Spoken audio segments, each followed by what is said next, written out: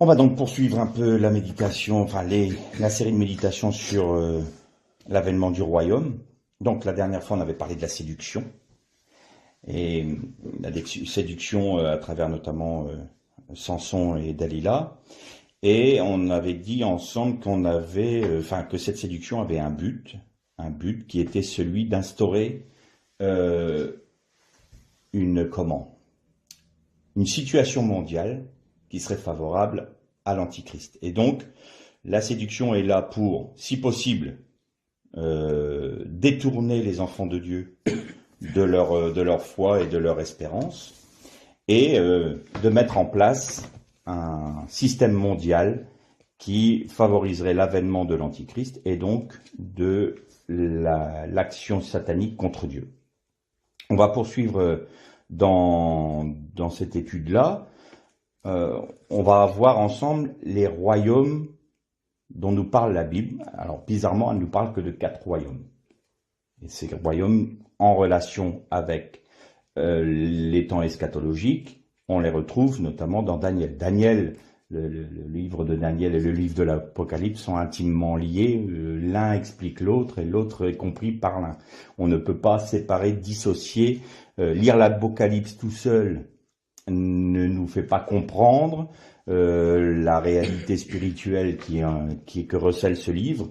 Et en même temps, Daniel a scellé son livre justement pour que ça ne soit compris qu'à la fin des temps.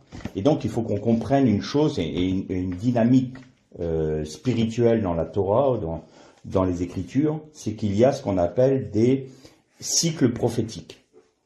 Il y a des cycles prophétiques, c'est-à-dire que des prophéties qui ont été données, qui se sont déjà accomplies dans le passé, et on va voir ça ensemble, notamment avec Daniel, qui parle de la grande, il dit ça, l'iniquité qui sera dans le lieu saint du temple, quand il sera profané. Il faisait référence notamment à ce qui allait arriver avec Antiochus Épiphane, Antiochus IV. Et donc, on pourrait se dire, ça s'est passé, c'est fini, c'était à l'époque de la révolte des Maccabées, on va en parler un peu tout à l'heure, et donc voilà, ça c'est fait. Donc l'accomplissement du livre de Daniel s'est accompli. Sauf que, dans la Torah ou dans les Écritures, il y a toujours ces cycles prophétiques.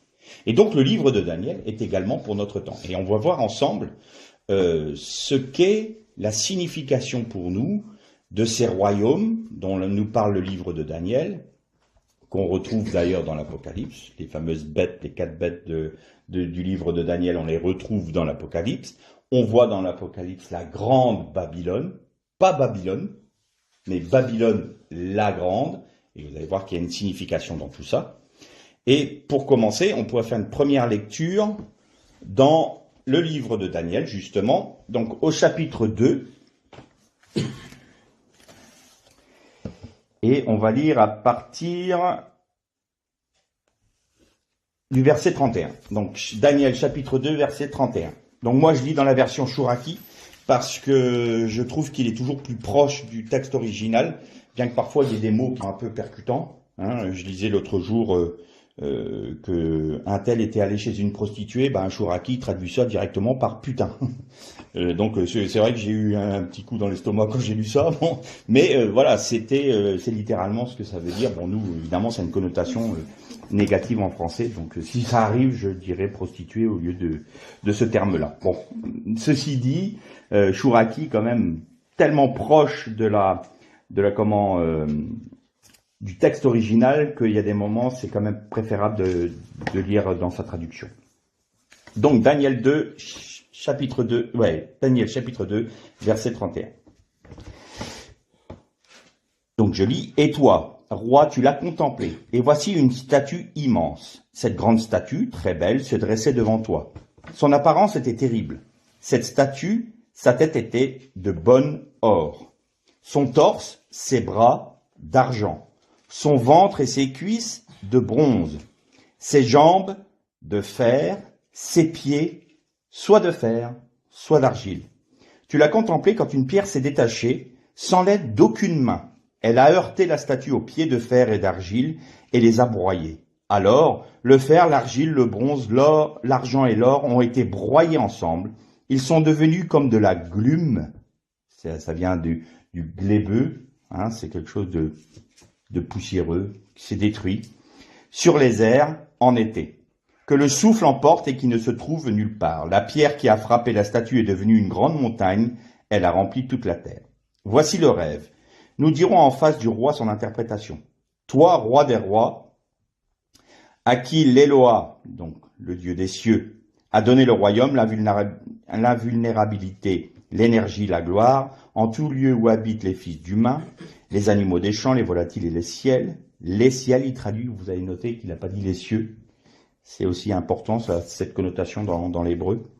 Il les a donnés en ta main, et il t'a fait dominer sur tout. C'est toi la tête d'or.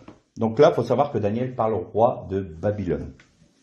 Après toi surgira un autre royaume, inférieur au tien, puis un troisième royaume de bronze qui dominera sur toute la terre, puis un quatrième royaume, il sera fort comme le fer qui pulvérise tout et comme le fer qui écrase. Il les pulvérisera et les écrasera, tout cela. Donc on arrêtera là la lecture. Donc là, Daniel donne une interprétation au roi de Babylone d'un songe qu'il a fait, et il nous parle de 4 royaumes à travers l'image d'une statue. Ces 4 royaumes sont la tête d'or, Babylone, le torse en argent, c'est l'empire médo-perse, le bronze, c'est l'empire grec, et l'empire romain pour le fer. Pourquoi 4 royaumes alors qu'il en a existé d'autres? Il faut savoir que l'esprit de Babylone a démarré sous Nimrod. Nimrod était contemporain d'Abraham, contemporain de Sem.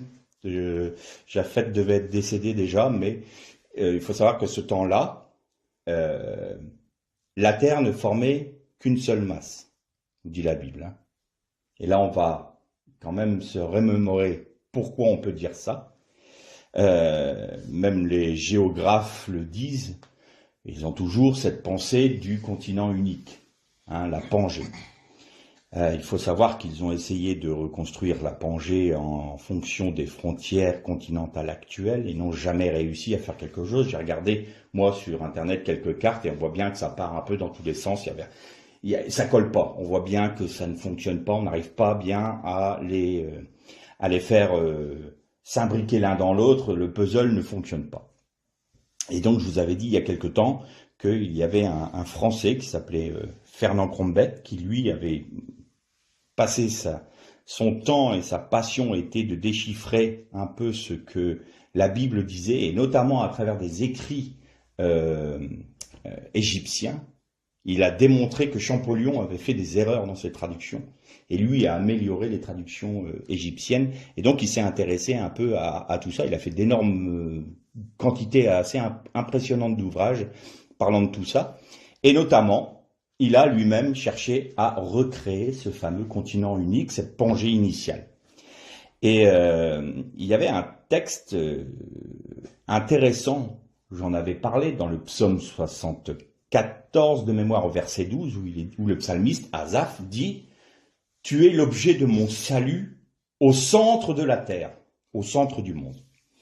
Et donc, ce fameux Fernand Crombette a pris des cartes marines et cartes continentales, et il a observé une chose intéressante, il a observé qu'il y avait ce qu'on appelle un talus continental autour de chaque continent. C'est-à-dire qu'il y avait une pente douce qui partait des rivages des continents vers les fosses océaniques. Et donc il s'est dit, tiens, si je faisais baisser le niveau de la mer à ce niveau-là, qu'est-ce que ça donnerait si je rassemblais les continents en un seul lieu? Donc ce qu'il a fait, il a redessiné toutes les cartes, et le résultat de ces travaux était qu'il y avait un continent unique qui avait la forme d'une corolle de fleurs à 8 pétales, et au milieu de cette terre-là, le centre de cette terre-là, c'est Jérusalem. Et de Jérusalem, il a pu voir avec les relevés de relief, qu'il y avait le fameux fleuve initial qui sortait d'Éden, qui avait ce que nos traductions traduisent de manière mauvaise, 4 bras, mais en réalité c'est 4 têtes. Parce que le mot hébreu c'est roche, et roche c'est la tête. Et donc ce fleuve se séparait en 4 têtes. Et quand nous relisons le chapitre de la Genèse, Bereshit, nous constatons que le Seigneur dit voilà, il a séparé la mer, enfin la partie des eaux d'en bas, et il a fait émerger la terre. Et donc ce continent unique a pris une forme, là on peut voir, hein, vous regardez sur internet, vous prenez sur internet, vous aurez la carte les fameuses cartes de Cronbeth, et vous constaterez que Jérusalem est au centre. Jérusalem, bizarrement, parce qu'on peut quand même trouver ça étrange, a toujours été l'objet d'une convoitise de toutes les nations. Il n'y a pas de pétrole, il n'y a pas d'intérêt économique, mais toutes les nations la veulent, depuis l'origine. Et s'il n'y a pas quelque chose de spirituel derrière tout ça, là, il faut qu'on m'explique. Parce qu'aujourd'hui, Israël, c'est majoritairement du désert. Vous avez juste la montagne centrale qui se trouve un peu comme une colonne vertébrale. Hein. Israël est parcouru par une chaîne montagneuse du nord au sud. Et donc tout ce qui va venir de la mer, les nuages vont sortir de la Méditerranée, vont venir arroser la partie occidentale des montagnes. Et une fois qu'ils sont déchargés d'eau, il n'y a que un tout petit peu d'eau qui traverse par-dessus les montagnes et qui vont arroser l'autre côté. Donc si vous voulez, vous avez Jérusalem, et tout de suite derrière, vous avez le désert. Et après, il se recharge en eau, et vous avez une autre chaîne montagneuse un peu plus loin, et ça refait la même chose. Donc si vous voulez, vous avez toute la partie occidentale qui est très, très verdoyante, et entre les deux montagnes, vous avez une partie désertique. Alors aujourd'hui, quel intérêt pour les nations d'avoir ce pays? Pourquoi est-ce qu'il y a tant d'objets de convoitise, tant d'objets de guerre, tant d'objets de discorde, si ce n'est qu'il y a une raison spirituelle derrière tout ça? Et pour compléter un peu notre sujet sur les 4 empires, les sages d'Israël disaient une chose intéressante, c'est que quand vous lisez le chapitre 2 de la Genèse, vous avez 4 termes. 4 termes dont disent ces sages d'Israël sont la typification de ces fameux 4 empires. Vous avez le premier terme, que vous connaissez tous, le Tohu. Hein, il a été le Tohu Vavohu. Donc Tohu veut dire confusion. Et confusion, c'est tout à fait Babel. Babel, c'est là où Dieu a confondu les langages et a séparé les hommes les uns des autres pour les disperser sur la terre. Et donc, les sages d'Israël disent, le Tohu correspond à l'empire babylonien. Le Vohu veut dire vide en hébreu. Et ils disent, ça correspond tout à fait à l'empire médo-perse parce que, vous vous souvenez dans Daniel, parce que Daniel a connu les 2 empires, l'empire babylonien et ensuite l'empire médo-perse. Et vous avez Belshazzar qui, à un moment, fait un grand banquet pendant plusieurs jours. Et c'était de la débauche totale. Ils avaient même jusque pris les ustensiles du temple de Jérusalem pour les utiliser à leur beuverie. Et donc c'était l'impureté, l'outrance dans les banquets, dans la boisson, et ils en profitaient.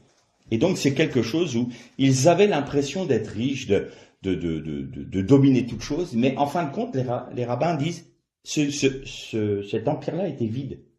Il n'y avait rien.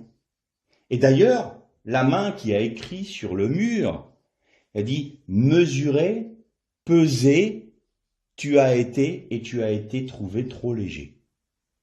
C'est ce que signifie l'écriture. Et le même soir, ce roi-là fut tué. Et donc l'empire perse, c'est tout à fait ça. Il se croit grand, fort, riche, mais il est vide. Le troisième terme que nous trouvons dans le chapitre 2 de la Genèse, c'est Rochesh. Et Rochesh, c'est ténèbres. Et ténèbres, les sages d'Israël disent que ça correspond tout à fait à la Grèce, parce que la Grèce, c'était, c'est la civilisation qui nous a apporté la philosophie, qui nous a apporté la science, la littérature, l'art. Et aujourd'hui, vous constatez que le monde occidental est complètement basé sur la nature même de l'hellénisme. C'est-à-dire que l'empire grec perdure. Les philosophes grecs, on les étudie encore. La littérature grecque, on l'utilise encore. Europe, ne serait-ce que l'Europe, c'est bien de la mythologie grecque que ça vient. Et d'ailleurs, vous allez voir tout à l'heure qu'il y a une signification derrière tout ça qui est assez intéressante. Et cette civilisation était extrêmement, j'ai envie de dire, flamboyante. Elle était riche intellectuellement. Elle avait le côté aussi où c'est elle qui a créé les gymnases pour le sport, c'est-à-dire que c'est eux qui ont inventé un esprit sain dans un corps sain, que les Romains ont repris d'ailleurs après. Mais tout ça vient des Grecs. Et le quatrième terme que nous trouvons dans le chapitre 2 de la Genèse, c'est le terme théom. Théom, c'est l'abîme. Et l'abîme, c'est quelque chose d'insondable. C'est quelque chose qui n'a pas de but. C'est comme une profondeur qu'on n'arrive pas à atteindre. Et ça, c'est l'Empire romain. Bon, les Romains n'avaient d'autre ambition, ni culturelle, ni intellectuelle. Leur seule ambition, c'était de conquérir. Et conquérir par la force. Et ça correspond au fameux quatrième empire de fer, c'est-à-dire qu'ils broyaient tout sur leur passage. L'Empire romain, personne ne les arrêtait. Mais il n'y avait pas d'idéal. Ils avaient leur panthéon, mais c'était pas comme les Grecs, si vous voulez. Et donc, on retrouve ces quatre empires d'ores et déjà, dans le deuxième verset de la Genèse. Ce qui fait dire aux sages d'Israël, notamment, vous savez que le Midrash, c'est des commentaires, mais des commentaires paraboles, sous forme de paraboles. D'ailleurs, Jésus restait toujours dans cette logique midrashique. Quand il donnait les paraboles du royaume, par exemple les différentes paraboles, eh bien, ça venait directement de l'enseignement midrashique, c'est-à-dire qu'il prenait la Torah, les Écritures, et il les expliquait par des paraboles. C'est exactement ce que font les Hébreux, les sages d'Israël. Quand ils veulent expliquer un texte de la Torah, ils utilisent des midrash. Et donc, il y a un des midrash qui, alors c'est évidemment, je répète bien, les midrash ne sont pas des textes canoniques, c'est une image qui est prise. C'est pour faire comprendre, dans nos limites, des réalités spirituelles. Et ils disent, voilà, à l'origine, quand Dieu a créé le monde, il a vu les royaumes, les quatre royaumes, il a vu le tohu vavohu, les ténèbres et l'abîme. Et il s'est dit, pourquoi créerais-je ce monde alors que je vois déjà le péché initial, les meurtres, les guerres, toutes les déviances que se font sur cette pauvre terre. Et là, il s'est dit, pourquoi vais-je créer ce monde? Et du milieu de ces ténèbres, il a vu trois lumières. Et ces trois lumières, c'était les trois patriarches d'Israël, Abraham, Isaac et Jacob. Et ces trois lumières s'approchaient vers l'Éternel et se sont mis à devenir une très grande lumière. Cette grande lumière, c'était le Mashiach. Et quand il a vu cette grande lumière, il s'est écrié « que la lumière soit ». Donc voilà ce que nous explique ce Midrash. Je ne suis pas en train de dire que c'est comme ça que ça s'est passé, mais ça nous explique quelque chose. C'est la préscience, la toute connaissance de Dieu faisait qu'il connaissait tout ça. Et c'est la raison pour laquelle nous retrouvons cette notion dans le chapitre 2 de la Genèse. Mais on peut voir aussi quelque chose d'intéressant à travers ce fameux fleuve qui venait du centre du jardin. Il y avait l'arbre de la vie. Et vous notez une chose, que l'arbre de la connaissance était au même endroit. Quand vous lisez le texte, il est dit, et Dieu planta au milieu du jardin l'arbre de la vie et l'arbre de la connaissance du bien et du mal. Et chez les Juifs, ils disent que l'arbre de la connaissance du bien et du mal poussait au milieu de l'arbre de la vie. Ce qui veut dire que l'objectif de Dieu, c'était que l'homme, le Adam, prenne de l'arbre de la vie pour se nourrir son esprit de Dieu, pour accueillir Dieu en lui. Et ensuite, il pouvait prendre de l'arbre de la connaissance du bien et du mal, parce que par la présence de Dieu en lui, il avait la capacité de rentrer dans la connaissance du bien et du mal. Or, l'homme a pris de l'arbre de la connaissance du bien et du mal avant même de s'être nourri de Dieu, si vous voulez.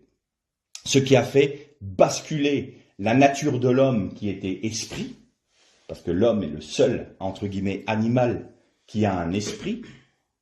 Quand il est dit qu'il devint une âme vivante, quand Dieu souffla dans ses narines, il devint une âme vivante, ça ne veut pas dire qu'il a pris vie.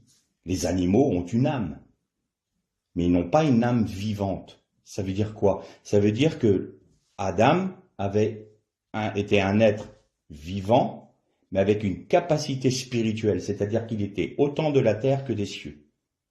C'est ça, être une âme vivante. Donc son esprit qui lui a été donné, qui a été insufflé par Dieu, a fait en sorte que c'était une âme vivante parce qu'ayant un esprit.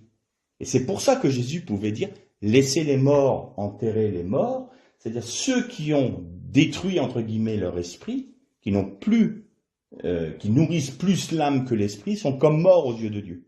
Et donc, laisse les morts enterrer les morts. Ce n'est plus des âmes vivantes. Ce sont des âmes animales, et c'est tout. Et donc aujourd'hui, d'ailleurs, vous constatez que pour s'éloigner de Dieu, l'humanité dit « nous sommes des animaux », ni plus ni moins. Donc là, toutes les déviances possibles et imaginables sont logiques, puisque nous taisons notre esprit, nous rejetons ce qui est notre esprit, nous rejetons ce qui fait de notre nature des êtres spirituels, c'est-à-dire des cieux, et nous demandons à ce que nous restions des personnes terrestres. Et à ce titre, nous devenons des âmes non vivantes, donc morts aux yeux de Dieu. Je ferme la parenthèse là.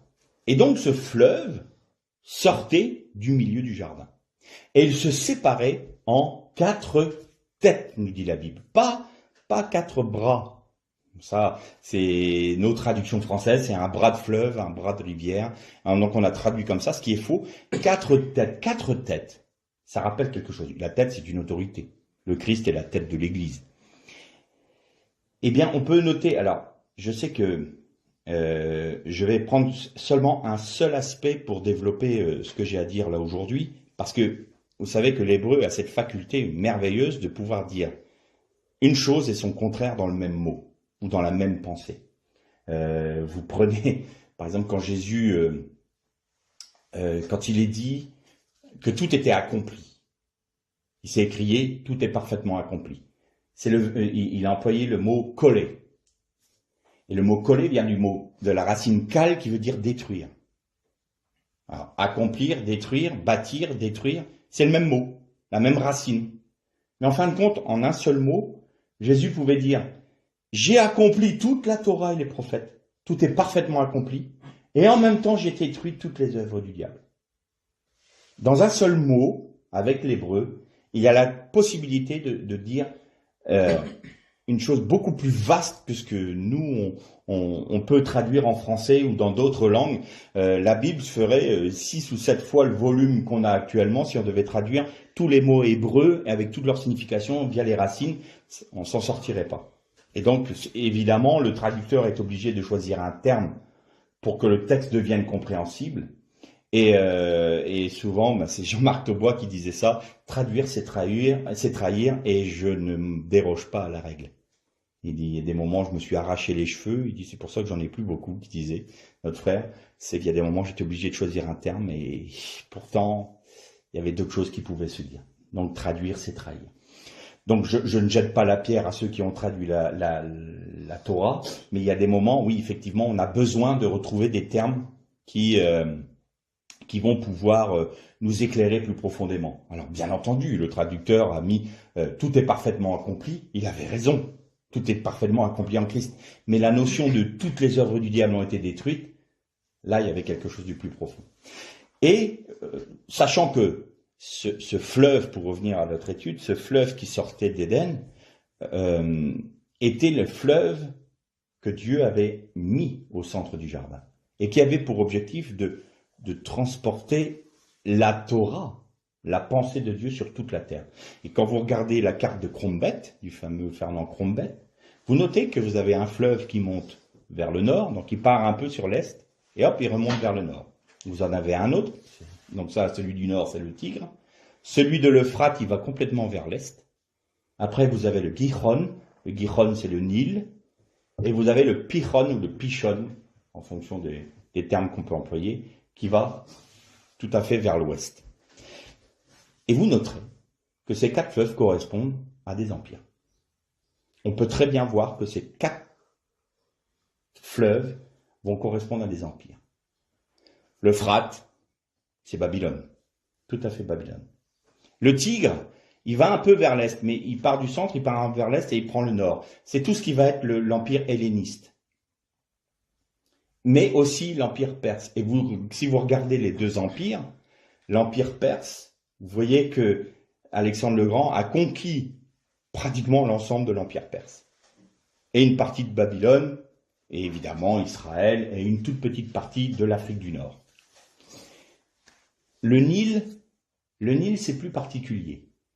Parce que le Nil va nous parler de l'Égypte. L'Égypte et tout ce qui en découle, donc c'est-à-dire les Philistins, Canaan, hein, c'est ce qu'on avait vu avec les fils de Noé, la généalogie qui a suivi. Et là, ça nous parle du monde. Le monde, l'Égypte, l'esclavage, on est pris dans le monde. Et le 4e fleuve qui va vers l'ouest, il est devenu la Méditerranée. Et la Méditerranée, c'est la mer qui, dans la Bible, touche toutes les nations. Et toutes les nations, c'est Rome. C'est le seul empire qui a été aussi loin en Occident. Les Grecs sont restés dans les îles grecques, hein, la Macédoine, il y avait la Macédoine, la Grèce, et ils sont partis vers l'Orient pour aller établir leur empire. Les Romains, eux, ont envahi toute la partie, tout le bassin méditerranéen en fait, mais ils sont remontés jusqu'à l'Angleterre actuelle. Donc l'Allemagne, tout ça, c'était conquis par les Romains. L'Empire romain, c'est celui qui va représenter l'ensemble des nations. Et d'ailleurs, les sages d'Israël ils l'appellent Édom. Édom qui correspond à Ésaü. Mais ça serait une autre étude. Et donc, vous voyez que cette pensée des 4 empires reste toujours présente dans la Torah. Alors, qu'est-ce qu'on peut en tirer comme enseignement? On va dire, aujourd'hui, l'empire babylonien, il a disparu. L'empire médo-perse a disparu. Bon, on pourrait se dire, allez, éventuellement, il y a des réminiscences de l'empire grec, avec notre culture, notre civilisation, notre philosophie, notre littérature, tout ça. Et vous pouvez avoir encore l'empire romain qui est présent, notamment dans des codes civils qui datent déjà de l'empire romain, et puis notamment toutes les notions militaires, légion, régiment, enfin tout cela vient de l'empire romain. Mais c'est mal comprendre la parole de Dieu. Parce qu'en fait, quand nous lisons dans l'Apocalypse qu'il y a Babylone la grande, vous notez une chose importante. La statue dont nous parle Daniel dans la lecture que l'on a fait, la tête était en or. Et la tête était Babylone. Ça veut dire quoi? Ça veut dire que la tête, c'est une autorité. La tête, c'est ce qui domine sur le corps. C'est elle qui va donner les ordres à tous nos membres. Eh bien, l'esprit de Babylone, la pensée de Babylone, l'empire babylonien, et je rappelle que Babylone vient de Babel, là où les hommes ont dit « faisons-nous un nom et bâtissons une tour qui touche le ciel ». Alors, ceux qui vont dénigrer les chrétiens et ceux qui croient dans les Écritures vont dire ils sont complètement fêlés, ils vont penser que les hommes étaient capables de toucher le ciel. C'était pas du tout la pensée. Voilà. C'était bâtissons une tour contre Dieu, parce que l'objectif de Babylone, avant qu'il soit détruit, c'était d'établir une statue avec une épée brandie vers le ciel, c'est-à-dire bâtissons une tour qui brandit une épée contre Dieu. C'est-à-dire que les hommes entraient en guerre ouverte contre Dieu. C'était ça l'objectif de Babel. Et donc Dieu est descendu parce que ce n'était pas le temps et il a confondu les langages. On va revenir quelque peu sur notre fameuse Pangée. Vous noterez dans la Bible qu'un des descendants de Noé, arrière-petit-fils, qui s'appelait Péleg. Péleg, c'est grosso modo, il est né vers 150 ans après le déluge. Et la Bible dit juste une chose. Il fut appelé Péleg parce que c'est dans ces jours-là que la terre fut déchirée, littéralement, déchirée. C'est-à-dire que c'est à ce moment-là où on peut dire scientifiquement que la tectonique des plaques s'est mise en place. Et que la Terre s'est séparée, s'est déchirée, et les continents ont commencé à dériver. Alors je pense que dans un premier temps, ça a été très rapide, et il y a d'ailleurs des scientifiques qui ont un gros problème actuellement, parce qu'ils parlent de l'âge de la Terre en fonction des sédiments qui se déposent, vous savez. Et ils ont un gros problème parce qu'ils ont découvert dans le Grand Canyon californien un arbre qui est solidifié, un arbre fossilisé, et l'arbre il est debout. Sauf qu'en étant debout dans les sédiments, ça veut dire que cet arbre-là a été recouvert par 2 ou 3 millions d'années. Alors la grosse question c'est comment un arbre peut-il être resté vivant pendant 3 millions d'années et se fossiliser au fur et à mesure que les sédiments sont déposés. Et ils en sont arrivés à la conclusion, la seule qui pouvait être possible, c'est que toute cette masse de limon s'est déposée en quelques heures. Ce n'est pas possible autrement. Ça s'est fait très rapidement. Pour que l'arbre lui-même soit complètement englouti par toute cette masse limoneuse et qu'il se soit fossilisé dans les limons. Et donc ça remet en question un peu leur théorie sur déjà l'âge de la Terre, la façon dont ça s'est produit, et c'est un peu tempête dans un crâne actuellement chez les géologues. Mais évidemment, tout comme pour les travaux de Cronbet, on rejette tout ça, on met ça de côté parce que ça confirme trop la parole de Dieu. Bon, quoi qu'il en soit, il est là. Il a été découvert. Je ferme cette parenthèse-là. Donc, c'est à ce moment-là que la terre s'est déchirée. Et donc, vous voyez que par la division des langages, les hommes se sont séparés par famille sur toute la terre, qui était unifiée à l'époque. Et ensuite, Dieu a fait en sorte que la terre se déchire et soit séparée comme aujourd'hui, pour ne pas que Babel ou Babylone, puisse voir le jour avant son heure. Avant son heure. Et vous noterez qu'à partir de ce moment-là, toute l'histoire de l'humanité a été toujours la même. Des conquêtes pour faire en sorte que l'ensemble du monde connu, qu'il connaissait, soit soumis à une seule autorité, une seule langue et une seule religion.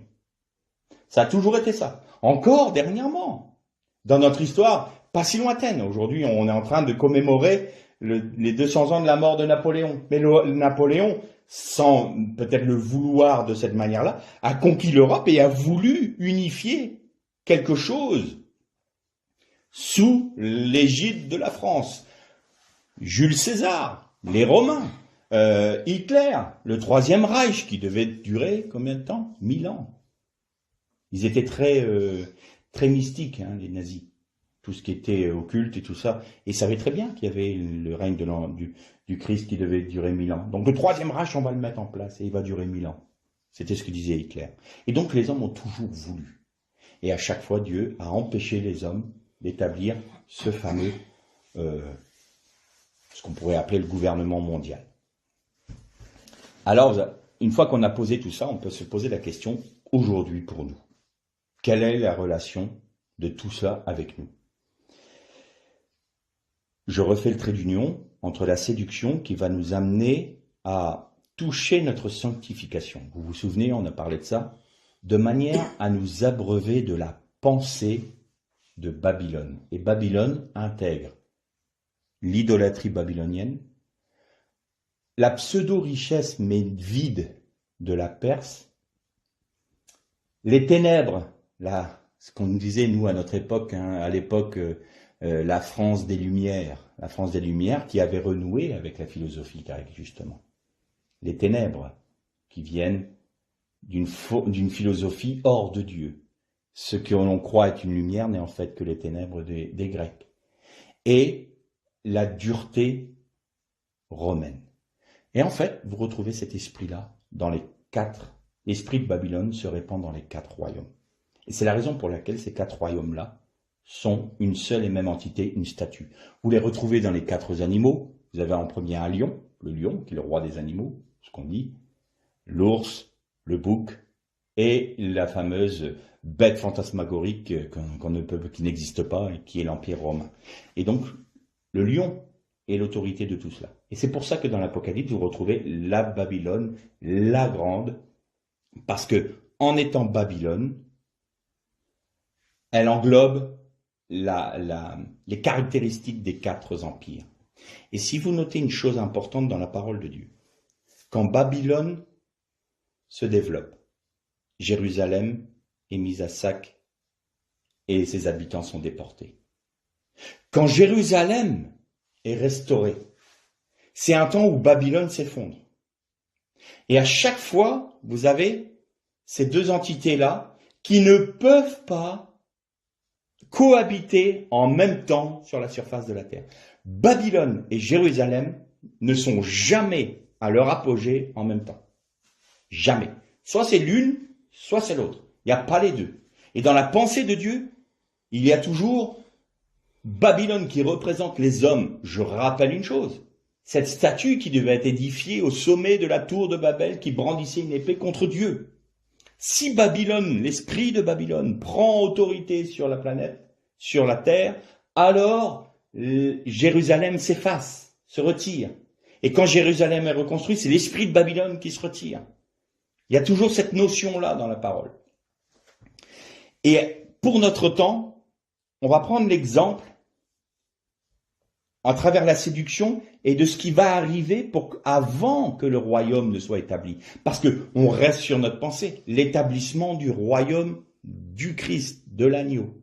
Mais avant que cela n'arrive, toutes ces choses doivent se passer. Et nous sommes dans ces temps-là où l'action de Satan se développe, où la foi du plus grand nombre commence à se refroidir, et nous retrouvons toujours cette même réalité. L'esprit de Babylone commence à prendre de l'ampleur, donc Jérusalem s'efface. Pour comment imager notre propos, rappelons-nous une chose. Qu'est-ce qui s'est passé au moment de ce fameux Antiochus Épiphane, Antiochus IV? C'est l'image type de l'Antichrist chez les Juifs. Pourquoi? Parce que c'est celui qui a profané le temple. Alors, qu'est-ce qui s'est passé à ce moment-là? L'Empire grec s'est développé avec Alexandre le Grand vers 360 de notre ère, avant Jésus-Christ, pardon. Et donc, il a conquis toute l'ancien empire perse, hein, et toute la Palestine et un peu des Chaldéens, c'est-à-dire de Babylone.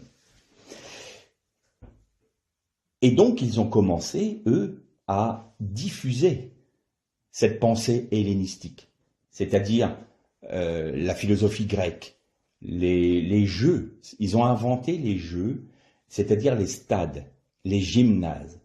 Alors aujourd'hui, nous, les gymnases, on va dire, c'est quoi un gymnase? Mais dans l'Antiquité, un gymnase, c'était là où on entretenait son corps, avec le sport.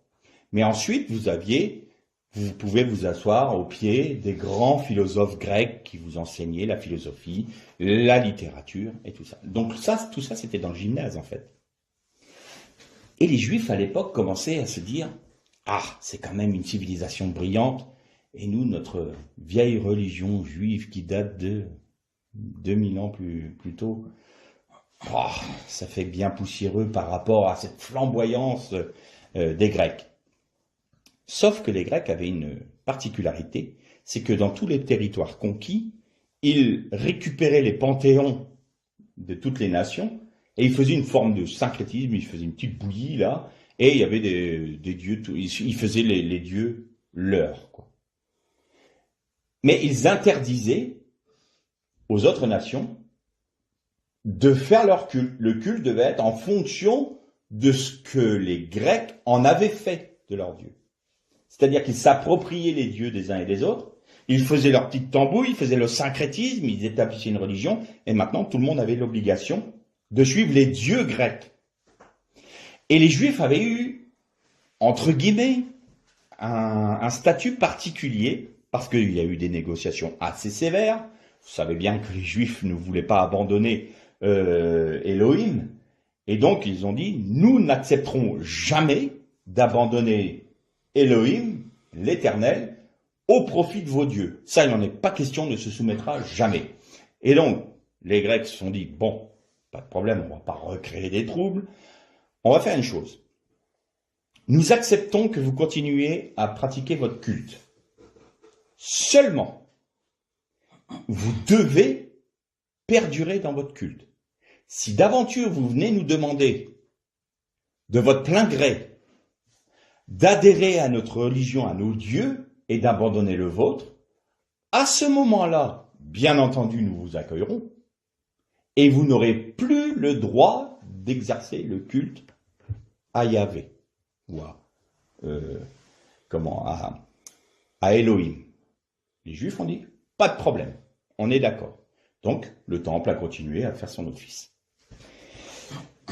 Les temps sont passés, mais il y a eu deux courants dans le monde juif de l'époque. Il y avait un fameux prêtre qui lui voulait helléniser les Juifs. Et donc il a créé un parti en Israël et à Jérusalem qui promouvait l'esprit grec et l'esprit hellénistique. Et donc, il a réussi un jour à faire même créer un stade, et donc un gymnase. Hymnos en grec veut dire nu. Et donc, ça a posé un problème. Parce que quand les Grecs venaient faire du sport, tout le monde faisait du sport nu à l'époque. Et vous prenez les statues grecques, vous voyez, ils ont toujours le disco-ball, il est nu, le lancer de javelot, ils sont tous nus. Mais ça posait un problème pour les Juifs à cause de la circoncision. Parce qu'ils se faisaient moquer d'eux. Ah, regardez, vous êtes circoncis. Et donc, les Juifs ont commencé à se dire, on va cacher, on va ôter tous nos signes de circoncision. Et là, je vous rappelle ce qu'on disait la dernière fois. Si vous laissez votre sanctification être touchée par les portes de la nuit, voilà ce que ça produit. Donc vous voyez que ce parti opposé à Jéhovah, non, on va pas employer le terme Jéhovah, à Elohim, parce que Jéhovah, je vous explique pourquoi, ils ont pris le tétragramme et ils ont rajouté des voyelles, avec les voyelles de Jésus, Yehoshua, ça a donné Jéhovah. Ça n'a jamais été le nom de Dieu. Donc voilà, c'est pour ça qu'il ne faut pas l'employer. C'est plutôt Elohim. Et donc du coup, ce parti-là a réussi à faire rentrer en Israël et à Jérusalem vraiment la pensée hellénistique. Mais ça a été plus loin. Ça a été jusque aux grandes autorités, et notamment aux prêtres du temple. Et il y avait un prêtre, Ronios III, qui lui était, alors là, farouchement opposé à tout ce qui touchait les Grecs. C'était Elohim, c'était Dieu, et personne donne le culte des Hébreux, et alors lui, il n'en démordait pas. Et il avait dans sa famille un autre homme, qui lui, j'ai oublié son nom, c'est un nom grec, voilà que le nom m'échappe, pardonnez-moi,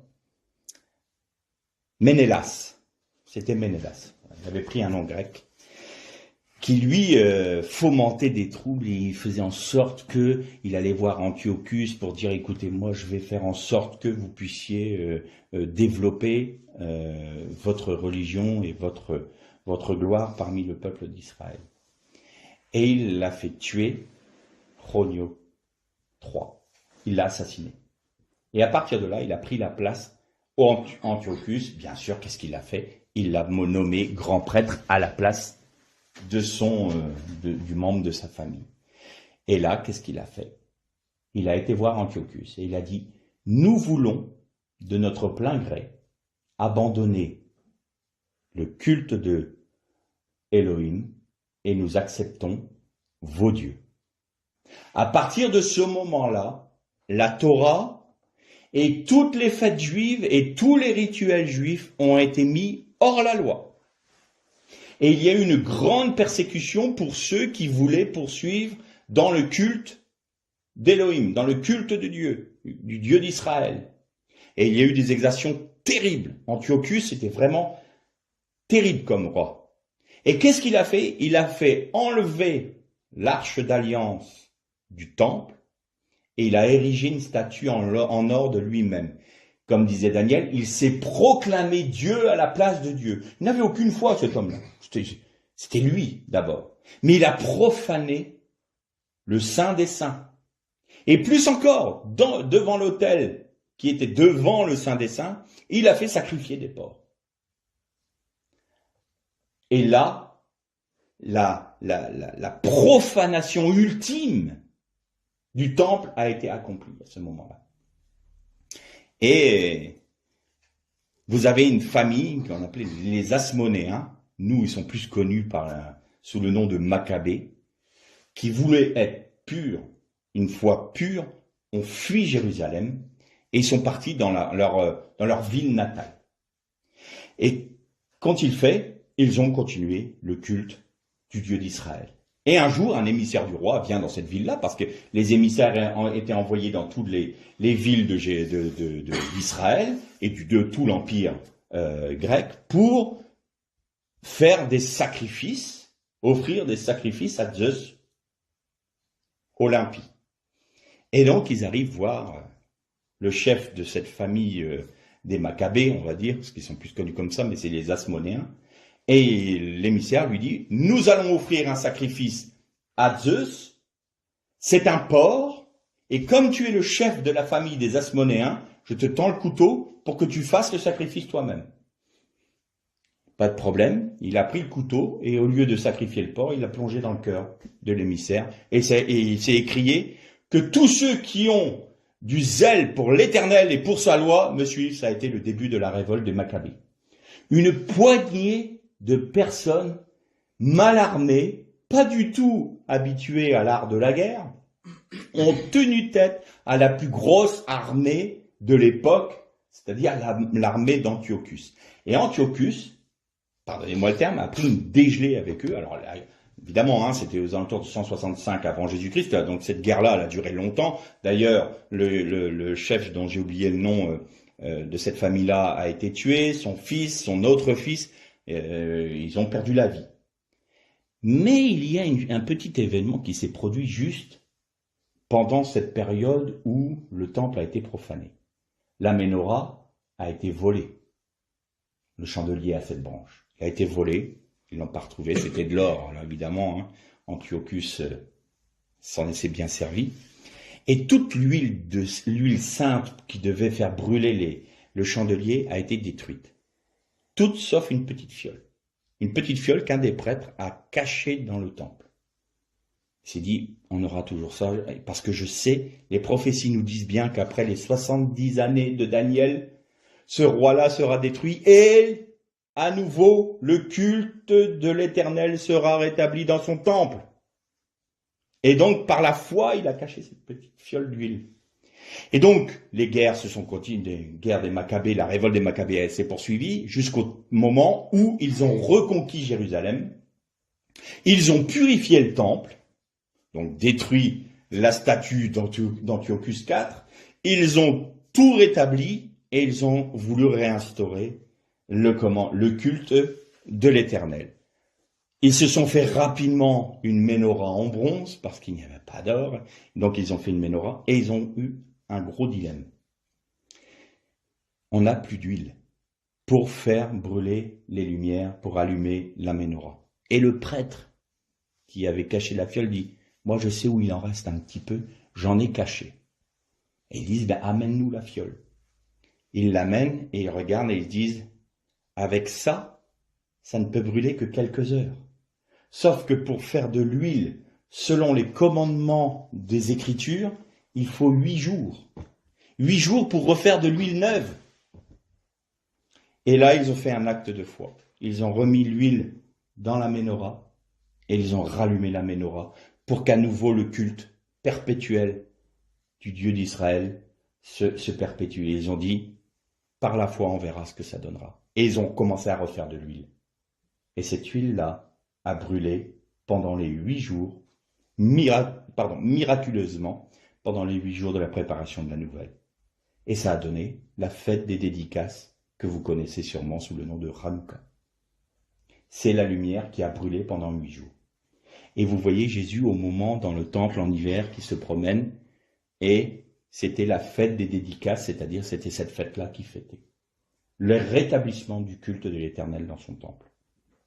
Pourquoi est-ce que je dis tout ça aujourd'hui? Pourquoi je donne cet exemple-là? Regardez le processus de la séduction. Où ça a amené Israël? Eh bien, regardez, relisez le livre de l'Apocalypse et regardez le même signe de la séduction. Flamboyant, attirant, ayant l'air de quelque chose de grand et de très lumineux, et en fin de compte, c'est quelque chose de ténébreux et quelque chose de violent. Eh bien, nous retrouvons la même chose aujourd'hui dans ce que nous vivons. Alors, qu'est-ce que je peux faire comme parallèle avec notre temps? Le Parlement européen. Le Parlement européen est un bâtiment qui a été construit selon le modèle de la peinture flamande de Peter Bruegel, qui est Babylone. Vous regardez le temple, vous regardez, oui, c'est le temple de Babylone. Vous regardez le bâtiment de Strasbourg du Parlement européen et vous voyez la tour de Babel, selon sa peinture, avec des échafaudages autour en apparence. Et quand l'Europe s'est construite, l'Union européenne s'est construite, ils ont dit, c'est parce que l'Europe est en perpétuel cheminement vers l'accomplissement. Mais sous-entendu, ce qui n'a pas été achevé jadis, nous l'achèverons. Et quand vous allez un peu plus profond dans le bâtiment, vous voyez qu'il y a une petite, une salle au milieu qui est un peu ovale. Et cette salle-là, elle rappelle volontairement le Colisée romain. Et vous avez dans les autres salles, dans l'architecture, des courbes et des lignes qui rappellent les agoras, l'agora grecque. Les endroits de marché. Et donc vous avez l'architecture babylonienne, romaine et grecque qui sont réunies dans le Parlement européen. Alors vous allez me dire, on a trois empires là, entre guillemets. Mais il est où le quatrième? Eh bien le quatrième, c'est que aujourd'hui, vous notez une chose importante. L'Europe se croit riche, l'Europe se croit importante, et l'Europe, potentiellement, est la plus riche au monde. Si elle s'unissait vraiment, elle serait la première puissance mondiale. Mais ce qu'elle croit être sa force est en fait une coquille vide. Vous remarquez que l'Europe ne compte pas sur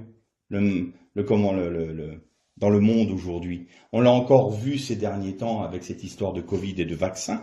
Tous les autres ont réussi à faire des choses que l'Europe n'arrive pas. C'est un géant, oui, au pied d'argile. C'est-à-dire que l'Europe n'arrive pas à être cette puissance qu'elle pourrait être.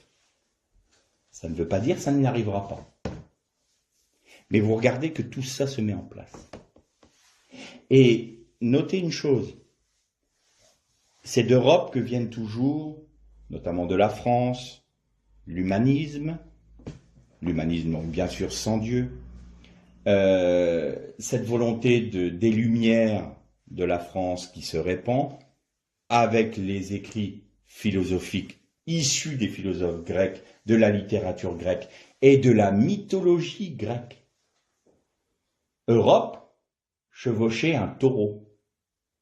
Taureau blanc, c'était Zeus qui s'était transformé en taureau blanc pour séduire Europe, si vous reprenez la mythologie grecque. Hein. Et elle chevauche le taureau. Ça rappelle quelqu'un qui chevauche une bête, entre guillemets. Et vous notez une chose, c'est que cette volonté qu'a l'Europe, c'est d'imposer au peuple qui la compose sa propre volonté. Et ce qui est surprenant, c'est que c'est la seule entité dans le monde qui n'est pas élue par ses citoyens, mais qui impose ses lois et ses dictats à tous ses citoyens. Ça n'est jamais arrivé avant.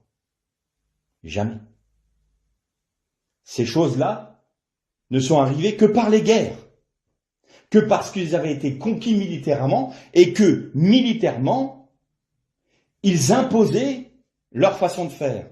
L'Europe, c'est complètement différent.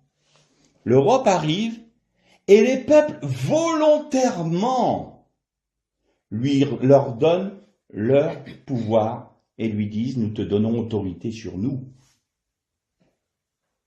C'est comme Ménélas qui a été voir Antiochus et qui a dit « volontairement nous abandonnons nos dieux, notre Dieu, pour accepter les vôtres ». Et les chrétiens, dans ces temps-là, doivent avoir vraiment un esprit de discernement et une volonté de se soumettre impérativement à Dieu. Nous devons être des Asmonéens, que ceux qui ont du zèle pour l'Éternel et pour sa Torah se lèvent et me suivent. Aujourd'hui, il y a un appel, attention, attention, danger.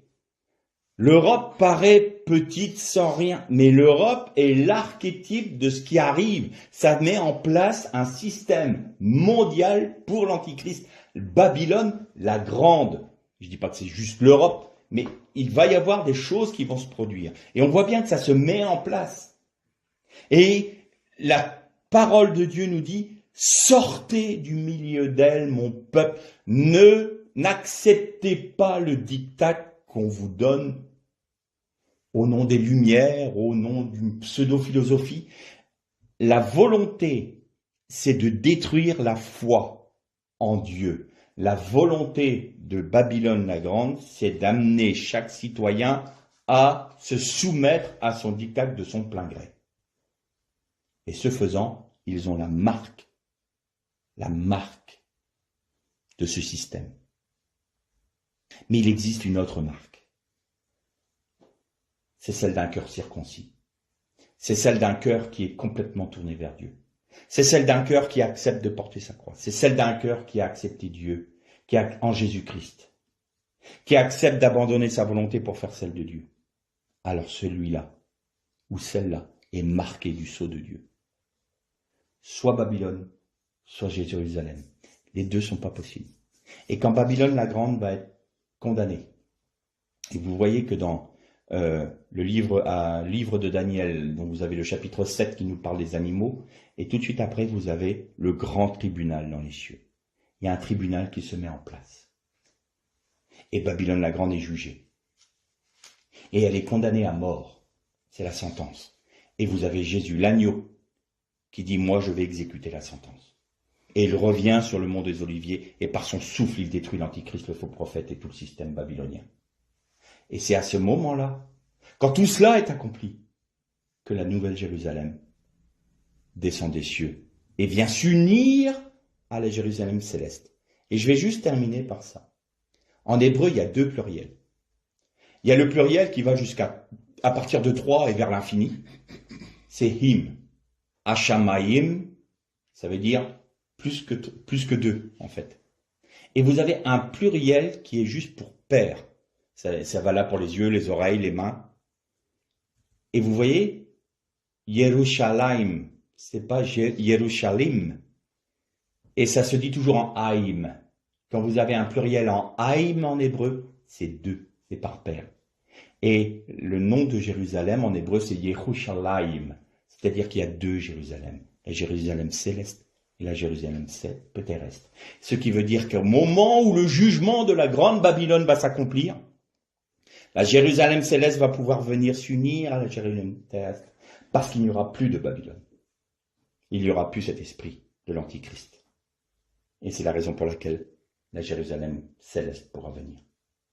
Alors tout cela pour nous dire que nous devons être vigilants, que nous devons ne pas nous étonner de ce qui arrive aujourd'hui sur la terre, de ce qui arrive dans ce que l'on peut voir dans nos vies.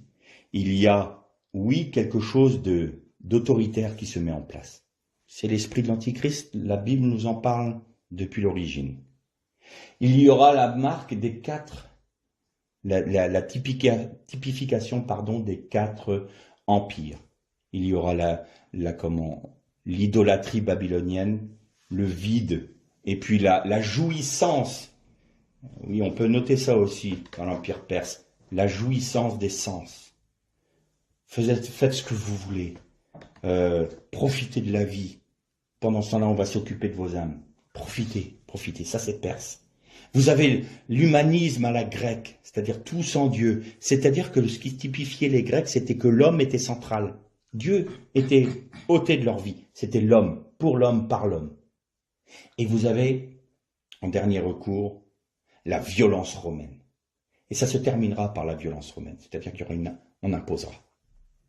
Ça sera la guerre. Ça sera quelque chose de terrible. Ça sera la grande tribulation. Vous voyez que Babylone la Grande englobe les quatre empires. Ce qui les typifie. Alors on ne doit pas être surpris. Le Seigneur nous a dit, quand vous verrez commencer à voir ces choses, tremblements de terre et tout ça, c'est pas le temps du royaume. C'est pas le moment de l'instauration du royaume. Mais levez les yeux car votre délivrance est proche. Mais quand vous verrez l'abomination dans le temple de Dieu, alors vous savez que là, le jugement est proche. Alors, aujourd'hui, nous voyons les prémices de tout ça se mettre en place. Les symboles de l'Union européenne sont typiquement des symboles des quatre empires. Ça nous crève les yeux. Il faut être lucide sur tout ça. Alors aujourd'hui, il nous faut qu'on soit comme les Maccabées, comme les Asmonéens, que ceux qui ont du zèle pour l'Éternel et pour sa Torah me suivent. Alors il faut qu'on rentre en résistance, pas contre les hommes, pas contre les gouvernements, mais contre l'esprit qui se développe dans ce monde, l'esprit de Babylone la Grande, l'esprit de l'Antichrist. Et pour ce faire, nous devons être entiers, complètement soumis au Dieu des cieux, en Jésus-Christ. Que le Seigneur vous bénisse.